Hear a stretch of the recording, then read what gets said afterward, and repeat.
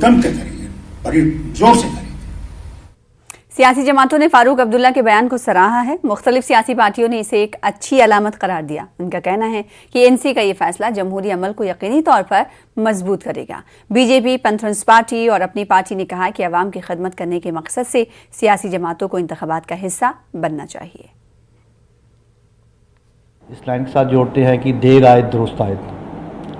फारूक अब्दुल्ला जी को शायद अब ये पता चल गया है कि हम जो कश्मीर में हवा की राजनीति कर रहे थे वो गुब्बारा जो है ठुस हो चुका है।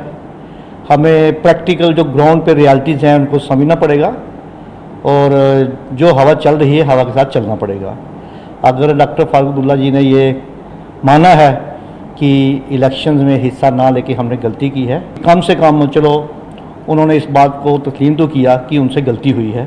फारूक अब्दुल्ला साहब ने ये कह दिया है तो एक मैं मानता हूँ कि उनको पार्टिसिपेट करना चाहिए। उन्होंने इस बात को तस्लीम कर लिया है कि जमहूरी निज़ाम में पार्टिसिपेट ना करके उन्होंने भूल की है और जमहूरियत को मजबूत बनाना चाहिए और तमाम पॉलिटिकल पार्टीज़ को चाहिए कि वो इलेक्शंस में हिस्सा लें अगर वो पॉलिटिकल पार्टीज़ हैं तो ये बात पहले सोचनी चाहिए। लेकिन खैर देर आए दुरुस्त आए, अच्छी बात है।